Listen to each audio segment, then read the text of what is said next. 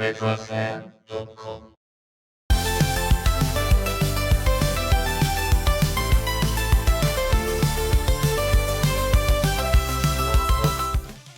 In Japan, in July 1983, two companies launched the products on the same day. One of them became the dominant force in home gaming for the better part of the decade. The other did not. Nintendo released the family computer, Sega released the SG-1000. You know how this story ends, but I want to talk about something that tends to get lost in the telling of it. Because on the same day, Sega also released something completely different. Not a game console, but a home computer. This is the SEGA SC-3000H. It has a mechanical keyboard, a cartridge slot, and the soul of a machine that was trying to be several things at once. It was Sega's attempt not just to compete in the living room, but to compete also in the home computer market. In the space where a generation was learning for the first time that computers were something you could own, something personal. The SEGA SC-3000 reached a handful of markets outside Japan, such as Australia, New Zealand, France, Finland and Italy, even if I don't remember, among them. But it left almost no trace. Most people who collect SEGA have never held one. This one I own is boxed with its original joystick, boxed as well. This is the one I want to talk about. You have to understand where Sega was in 1983. They were at this point primarily in the arcade landscape. They made coin-operated machines, also good ones such as Zaxxon, Frogger, Monaco GP, Pengo. Their games were in the arcades across Japan, the United States and Europe. They knew how to make hardware that worked under pressure for thousands of hours in public spaces. But the home market was different, and in 1983 the home market was in a particular kind of flux. In the United Kingdom, Sinclair had launched the ZX Spectrum in 1982, Commodore was shipping the 64. In Japan, the MSX standard was being formalized, a consortium of companies agreeing on a common home computer architecture. I remember Sony, Panasonic, Toshiba, different brands, same home computer. The question of what a home computer was in 1983 was not yet settled. And Sega's answer was the SC-3000. SC stood for Sega Computer. The hardware was built around the Zilog Z8 processor, the same chip of the Spectrum, MSX and Amstrad. The video chip, a Texas Instruments chip, was capable enough for the games of the era, and significantly it was the same chip used in the MSX standard and by Coleco's hardware. The first SC-3000 came with a membrane keyboard, while this one I have, the SC-3000H, had a proper mechanical keyboard instead. 48 keys, tactile, the kind of keyboard that suggests the machine means business. It could run BASIC, specifically Sega BASIC. You could write programs, you could load software, you could in theory also use it for something useful. In practice, most people used it to play games, because it also had a cartridge slot, and the cartridges that fit that slot were the same ones, exactly the same, used by the SG-1000 console. So basically same hardware, two form factors. One aimed at households that wanted a game machine exclusively, the other aimed at households who wanted a computer. The price difference was meaningful, the internal architecture was almost identical. It is a strategy with a logic to it. It is also in retrospect the strategy of a company that was not entirely sure which market it was competing in. The SG-1000 and the Famicom also both had accessories and a basic keyboard, for instance, that you could attach to it. So at the time, companies weren't really sure where the consumer market was going. Was it developing to become more gaming-oriented landscape with video games dedicated consoles, or the home computer market would develop enough to embrace both business, education, but also gaming? The SG-1000 library is not large. In total, across the console's commercial life, roughly 70 titles were released, compared to the several hundreds for the Famicom during the same period. I'll start now with showcasing the games I own, starting from Hyper Sports. This is a Konami title, and it's basically the sequel to Track and Field, multi-event sports, swimming, skeet shooting, long jump, the kind of game that generates competition in a room with more than one person. I like this game, and generally speaking I like sports games and Winter and Summer Olympics games, but this is brutal. I couldn't pass the first stage with the trampoline jump. I couldn't pass. I tried many times until, well, I gave up. So I cannot show the rest of the game, but it was quite fun until, it lasted. And this, by the way, will be a recurring experience for every game I tried with this platform. They are quite brutal, really difficult. And of course I remember back then games were more difficult than today's and more frustrating, but probably I'm not used anymore to this level of brutality in the gameplay.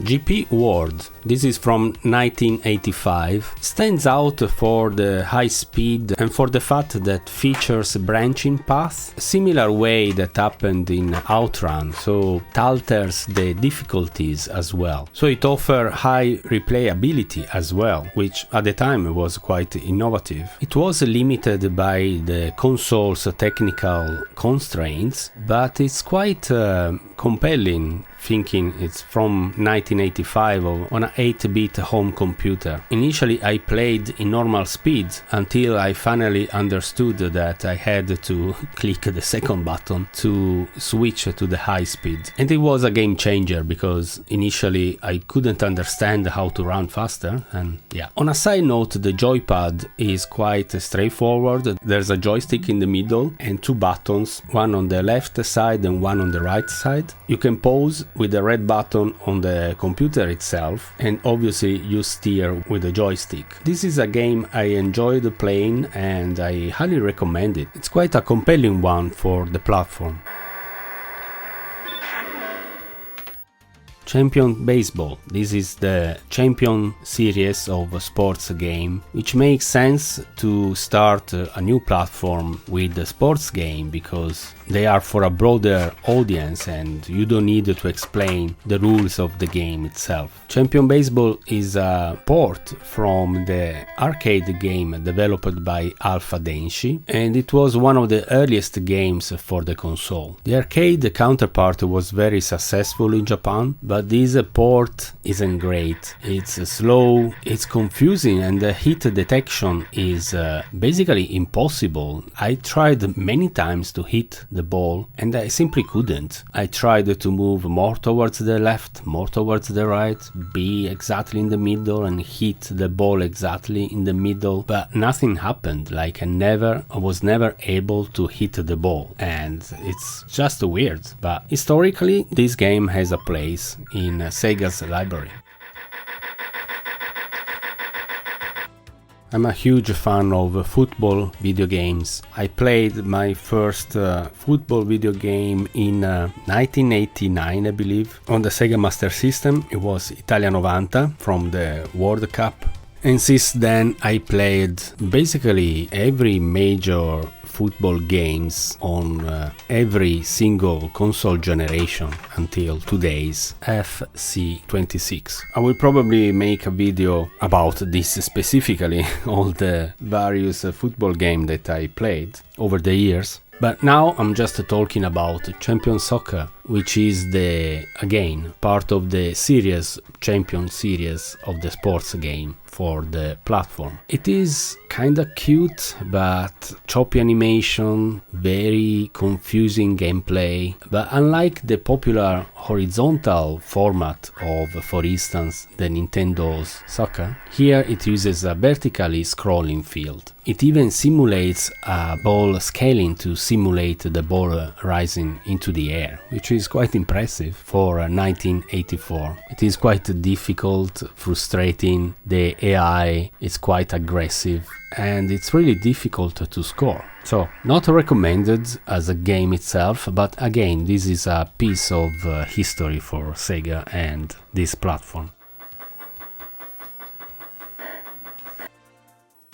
And of course, Champion Tennis, released in 1983 in Japan. This was one of the earliest games for the system. The game uses a vertical portrait view of the court. It supports 1 or 2 players simultaneously, but it cannot do double matches because of the hardware limitation. It also has this funky color palette of the court, I guess to make an easier distinction of the different areas, but still quite a weird choice. It also comes with this particular bigger box of the packaging. Unlike the other sports I showed, such as the baseball or the soccer, this one is quite fast and smooth in the animation. It's quite enjoyable once you understand the movement and the controls. It's probably the best one among the 3 different sports games. We saw in the video of the Sega Master System and Mark III that Sega was running 2 parallel formats simultaneously. Also for the SG-1000 there was the cartridge format and the Sega My Card format as well. And this is the card catcher. So once you insert your Sega My Card into the converter, you can insert it to the SC-3000 cartridge port and play the software. I only have 1 game on the Sega My Card for the SG-1000, and it is Champion Ice Hockey from 1985. Yes, still within the Champion series of the sports games. Matches feature red team versus blue team, and the control is similar, 1 button for passing and 1 button for shooting, similar to the soccer game. Players can bump into each other, which can cause them to fall and lose possession, and again you can play 1 or 2 players simultaneously. Visual wise, it's better than the other sports games, I believe, of the Champion series, marginally, but it's an okay game.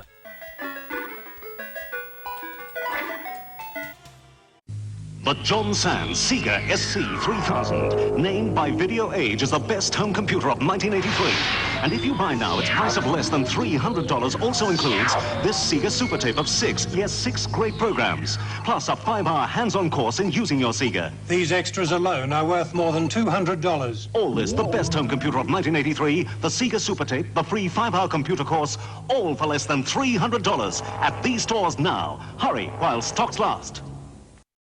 This card that you see here is a Sega Flash multi-card called SD-1000, and it's made with a Raspberry Pi Pico clone. You can connect it via USB and insert and then load ROMs for the SG-1000 and the SC-3000. Usually it comes with the board only, the board is loose usually, but I used an old cartridges cover case and I printed my own customized the label as well. I think the result is pretty cool. And in here I loaded all that software that it's really hard to find, but historically it's cool to show you also the software that could run on the SC-3000.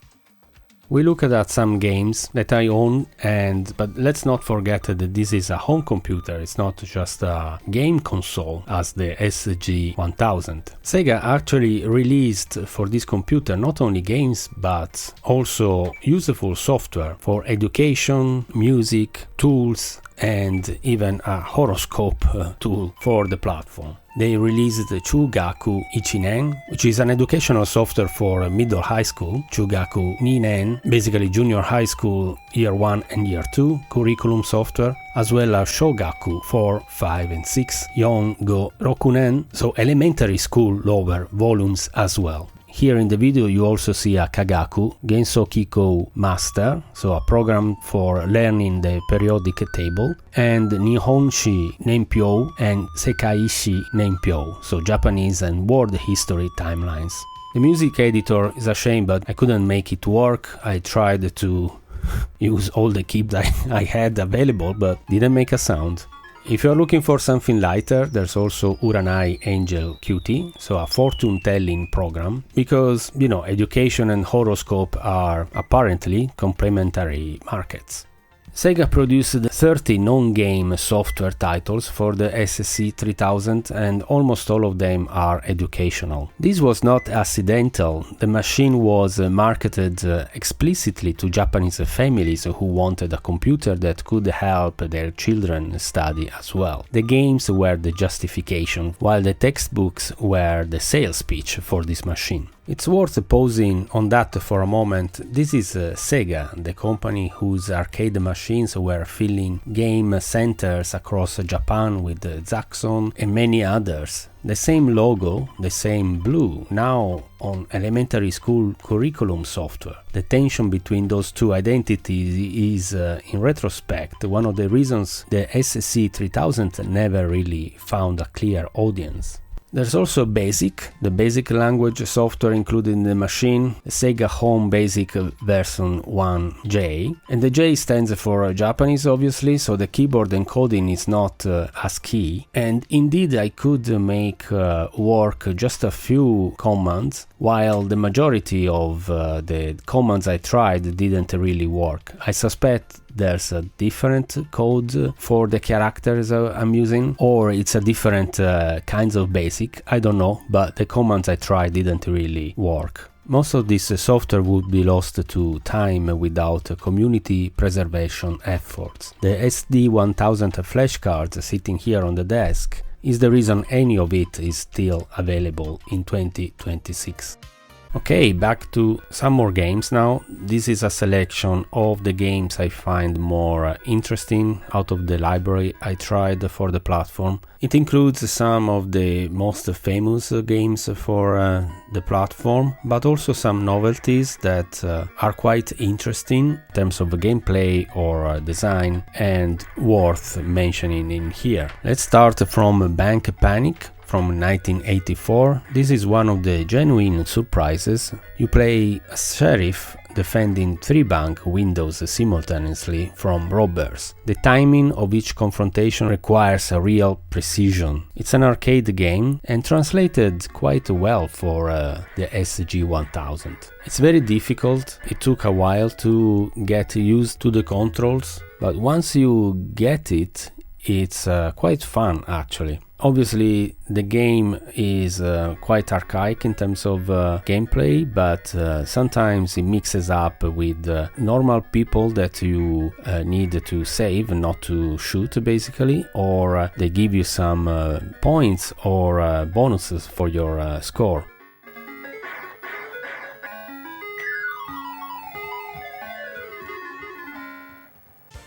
Bomb Jack from 1985. This is by Tekken. Hero collecting bombs while enemy characters patrol the screen. It's a simple in concept, but it's generally difficult in execution, even if quite fun. It's one of the several success third-party conversions from an arcade game, which was later ported to the SG-1000 by Sega in 1985. You get extra points for collecting the bombs in a specific order as well. It's recommended, a bit chaotic at times, but quite fun.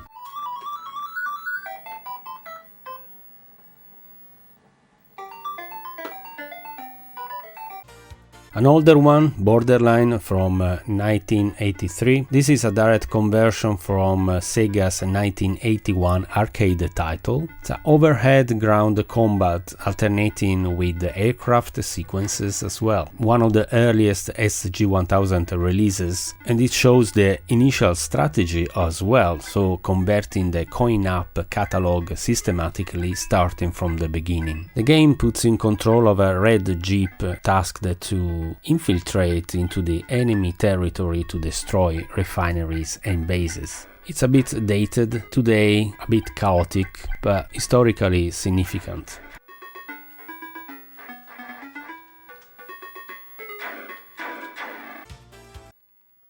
The Castle from 1985. This is a platform exploration game in which you navigate a medieval structure solving simple environmental puzzles. The game is an early Metroidvania style adventure where you play as Prince Raphael on a mission to rescue Princess Margarita and have a mojito at the end of the game. This is a late life release for the platform, and the castle pushed the SG-1000 hardware further than earlier titles. For instance, onboard RAM was expanded with a built-in 8 kilobytes. It's an interesting game even today.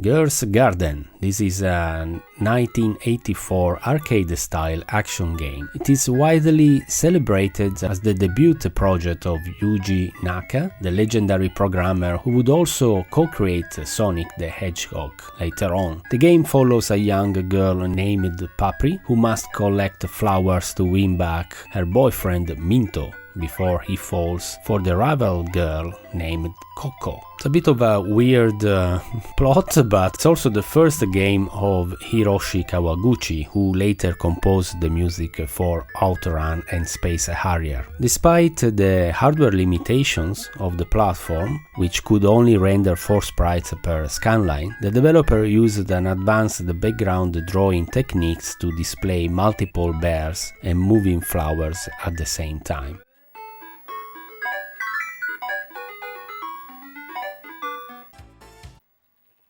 This is one of the most famous games from Sega at the time. Zaxxon is a 1983 port of the Sega iconic isometric shooter. This was a massive technical challenge for the fake 3D arcade experience for a console with no hardware support for scrolling or isometric perspective at all. Indeed, the isometric view is quite characteristic for this game. The game is viewed from a fixed perspective, requiring you to judge both your horizontal position but also the altitude to avoid the wall and hit targets. This version has unique characteristics to go around the limited hardware of the console, so unlike the smooth scrolling of the arcade, this moves in steps. It's quite visible, as you can see, which can make precision altitude adjustment quite difficult. There's a sprite flickering and the colors are obviously way simplified compared to the arcade. Nevertheless, this was a killer app for the system at launch.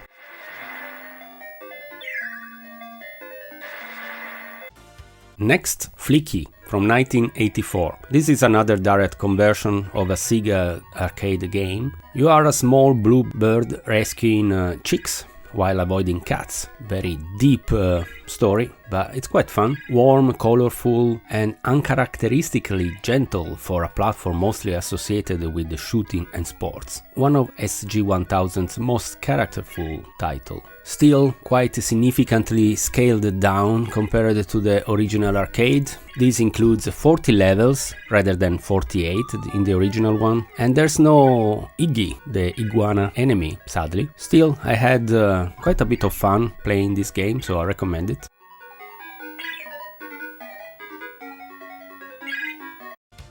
Pitfall 2, The Lost Caverns, released in 1985. This is based on Sega's arcade game rather than the original Activision Atari 2600 version, and indeed it has some more arcade-like features such as mine cart segments or balloons for vertical travel and the final bosses. There's a lives system and a timer, which makes it more difficult than the original Atari version. The game also starts with a short linear jungle segment, reminiscent of the first Pitfall, and then it moves into a more complex maze-like caverns.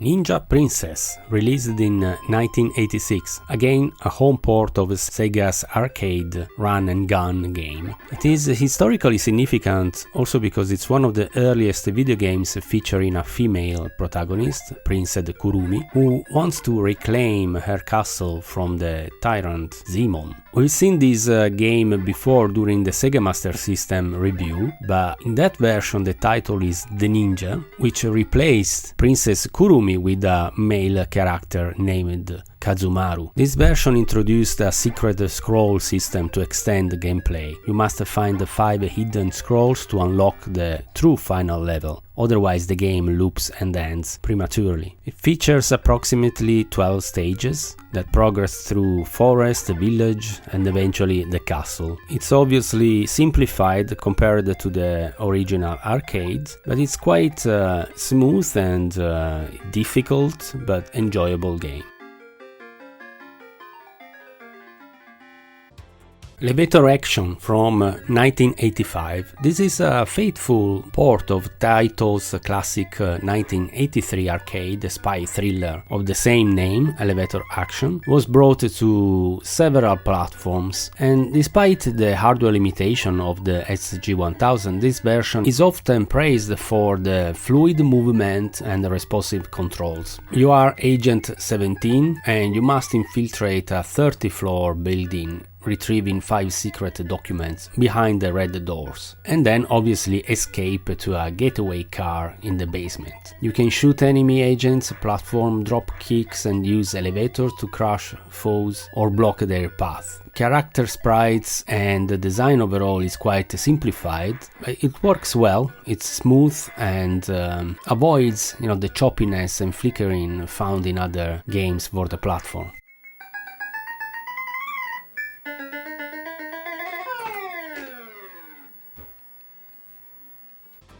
I could go on for a very long time. I recorded more games, but I had to give it a limit because it's a platform that has a lot of charm, and I was quite happy to discover it because I didn't experience it back then. My first console was the Sega Master System, so an evolution of this, but it was quite enjoyable even if games are really hard, tough and difficult, but they are very enjoyable, and I loved to experience proper home computer by Sega, and especially the one with the mechanical keyboard.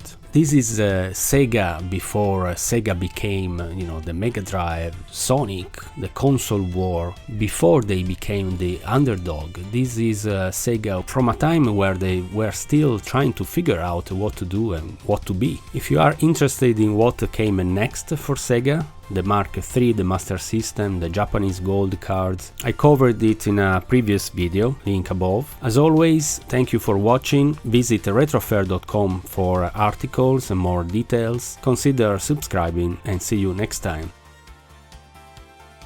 RetroAffaire.com